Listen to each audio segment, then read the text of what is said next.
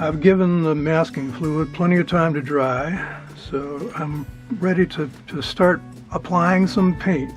And I think I'm going to start with the horse. The main coat of the horse is a nice warm reddish brown, and I'm going to start by trying to establish a base color. I think I will start with, this is my number 4, I think. And I think a good place to start is going to be with burnt umber. Burnt umber is a rich red brown. The flanks of the horse have almost an orangey cast to them, so I might want to warm up a few places with some burnt sienna. Then there are the shadows, but let's start out with just straight burnt umber. Using masking fluid allows me to paint the edges of elements like this horse's rear quarter straight across the area that I'm trying to save the white of paper on, which helps to maintain unity between one side of the masked area and the other side.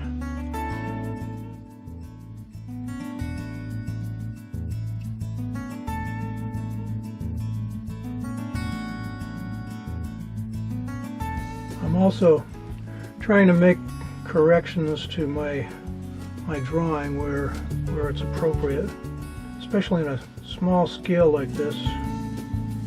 A very slight error in draftsmanship becomes kind of huge because everything is so small.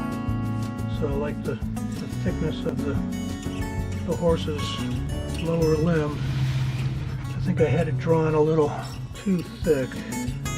There are a couple of pieces of tack that run up over the horse's rump here. They're mostly darker than the horse's pelage,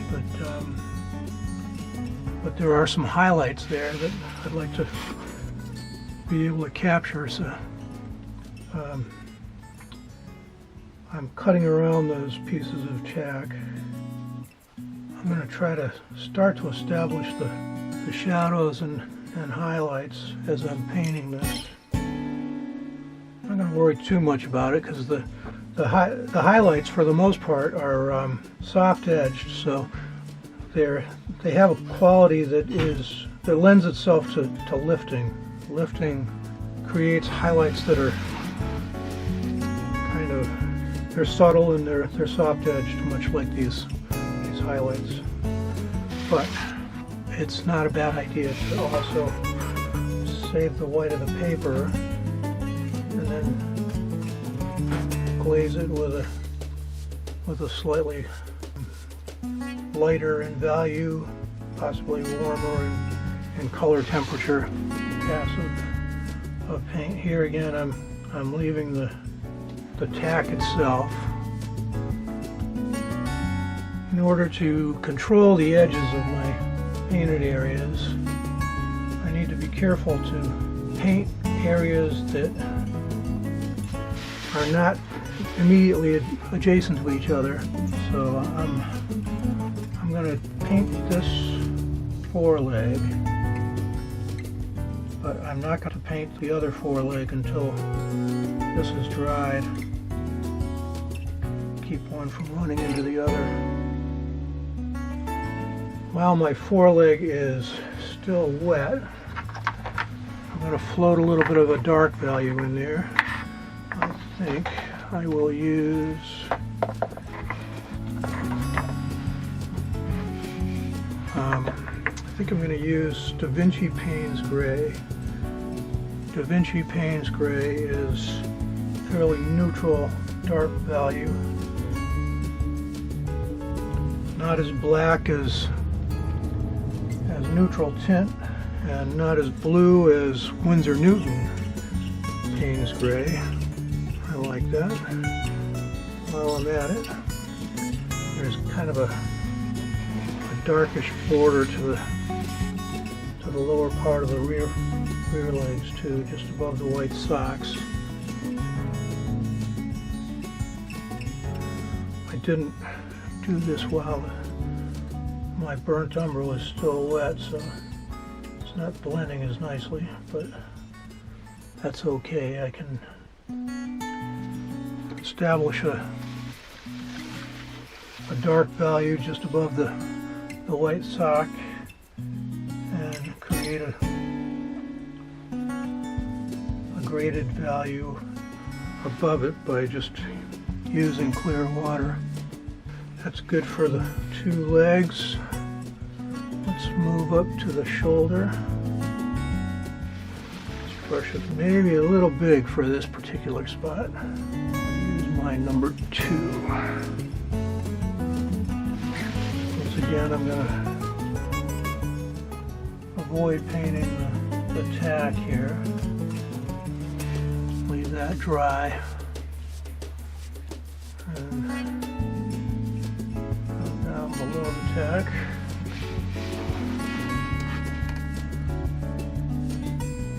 Paint in the back edge of the collar, the side of the horse's neck adjacent to the collar, that is. And like that. Slightly stronger color in here. And now let's move to the horse's throat. I'm going to paint this whole area in a fairly light value, mostly in highlight. A little bit of sunlight glinting off it. Well, wasn't much sunlight this day, but a little bit of subtle winter overcast light. Once again, I'm going to skip over the rain. So the horse's muzzle is quite light, as most horses probably have a fairly light colored muzzle. It's not imperative that I make this horse look exactly like the horse in my photograph, but it's certainly a lot easier to paint what I see rather than trying to reinvent it. Unless there's a reason to do otherwise, which in this case I don't think there is. It's quite a handsome horse. I like pretty much everything about this scene. I'm going to flood a little bit of my Payne's gray into this. Well, it's still quite fluid. And let the paint work for me. This is one of the things that I love about watercolors, is that if you allow them to, they'll do a lot of the work for you.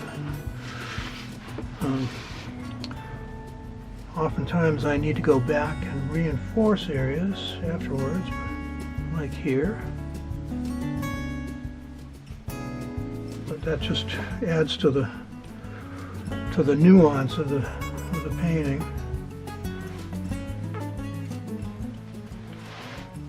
Okay, I'm going to tackle the horse's face now. The face is a little complicated. We've got the harness, and the horse has kind of a blaze on its forehead, and it has a white patch on its nose, and it's much lighter in the area of its nostrils than it is in the area of its eyes. So for now, I want to just establish kind of a base color, fairly light, and leave the lightest passages for later.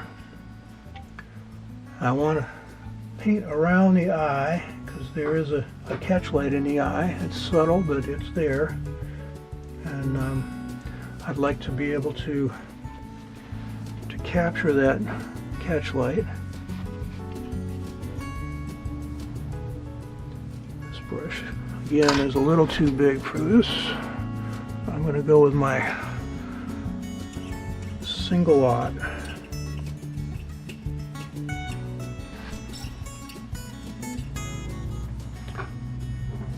It's mostly in the area of the eye that it's really too big. I want to establish the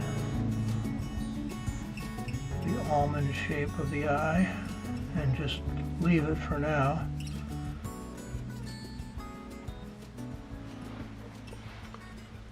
There, I like that.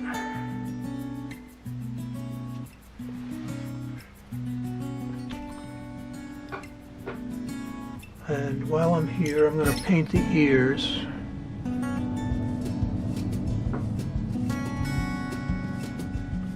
I happen to have a brush that's an appropriate size, so might as well do it. I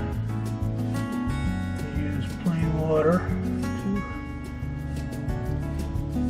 establish the shape of the top of this ear.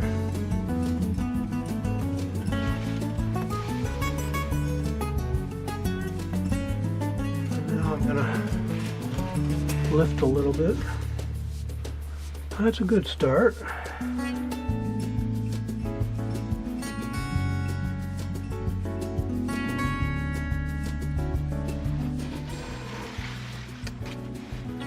Only the horse's right eye is visible here. The left eye is around the corner, sort of, so I don't need to worry about that. And this side of the horse's face is sort of obscured by the blinder. Kind of a mottled effect of white, gray, and brown in this area.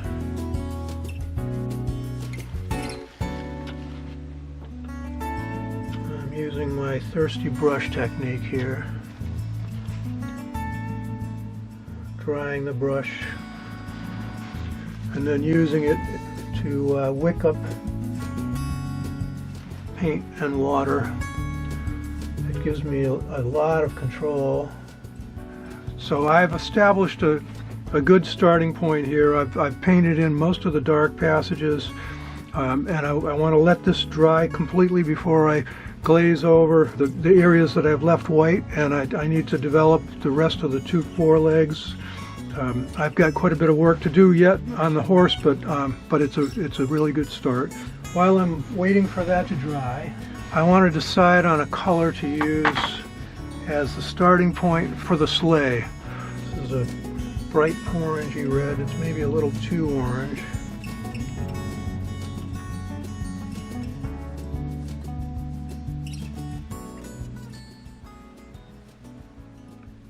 It's really nice for subjects like this, where I was just noticing that this passage that this kind of kidney-shaped passage that I just painted, looking at the photograph, it's actually a separate panel. It's kind of a fender, and because I have my reference photograph on my computer, got it open in Photoshop, I am able to zoom in on details like that and get a much better idea of what's going on there. But it's way better than the old days when I used to work from prints. I had really good prints to work from, but the best print is nowhere near as good as a high resolution in focus shot on a computer screen that you can zoom into.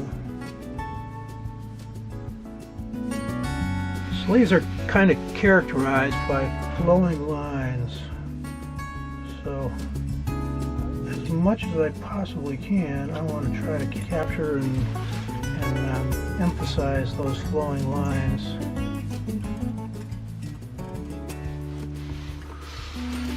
It's not bad as a first stab at a base color.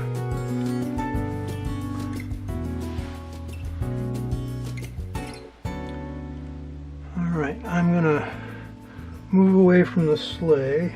Actually, I want to clean up this bottom line here. This line here should read as one continuous straight line, and I've got a a couple of irregularities to it that disrupt that continuity. So let me see if I can tidy that up a little bit.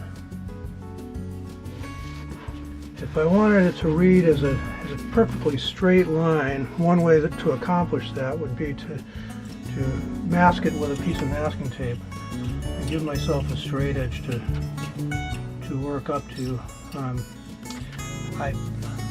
Had I thought about it before, I might have done that, but I didn't think about it, and I think that what I've got is probably going to be okay. It's not perfect, but it's pretty good.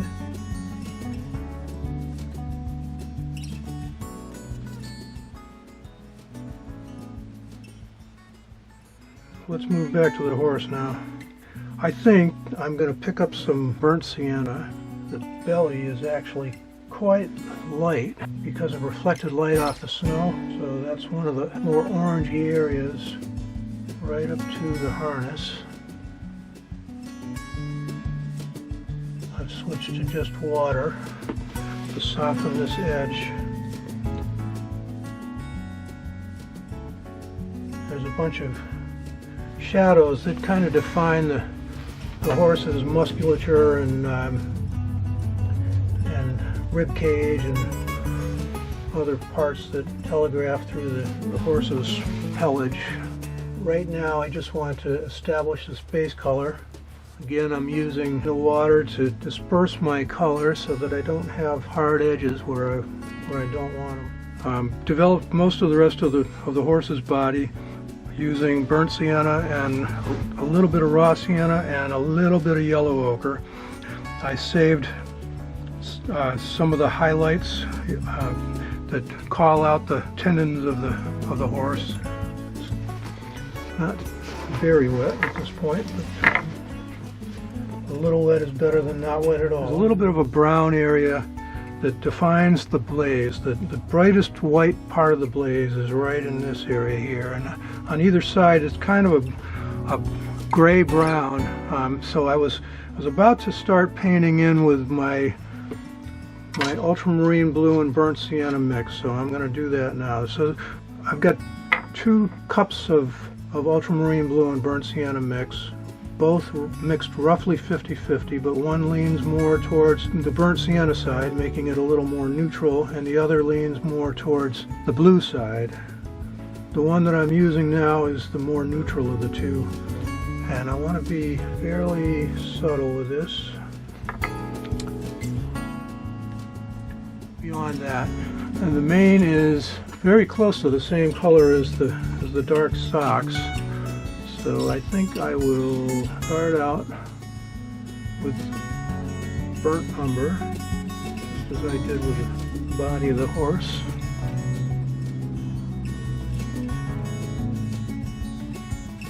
I want to leave a little bit of a gap between where I paint the mane and where I painted the ears, because there's a slight highlight on the edge of the ear on both sides. While that's wet, I'm going to float some Da Vinci Payne's Gray into it. Now it's a little too dark. I hit it with a little bit of clear water. Using my thirsty brush, I'll mix some up, create some highlights. Overall, I think that's a little too blackish. I think it should be a little more brown. I'm going to lighten it up enough so that I have a little bit of room to add some burnt umber in on top of it. But I kind of like the blackish edges that help to define it from the reddish fur on the side of the horse. Let's try floating a little bit of burnt umber in there. Let's see if I can do more or less the same thing between the horse's ears. Once again, I've got this little tiara that the horse is wearing, and I want to save a little bit of white paper as a highlight on the edge of the ear. Alright, then the tail is more or less the same thing. I need to be careful with the tail because it's very wispy on the bottom of it, but I need to paint the upper part. So I think what I'll do is just paint the upper part and leave the wispiness for later. The wispiness really, I think that could be painted dead last as long as I remember what I used for colors, and fortunately I've got a recording to remind me. It's really quite reddish up close to the rump. So I'll start with the burnt umber right there. I'm leaving a little dry paper in between where I'm painting now and where I painted earlier. Not so much because there's a highlight there, but rather because the two values are so close that I want to be able to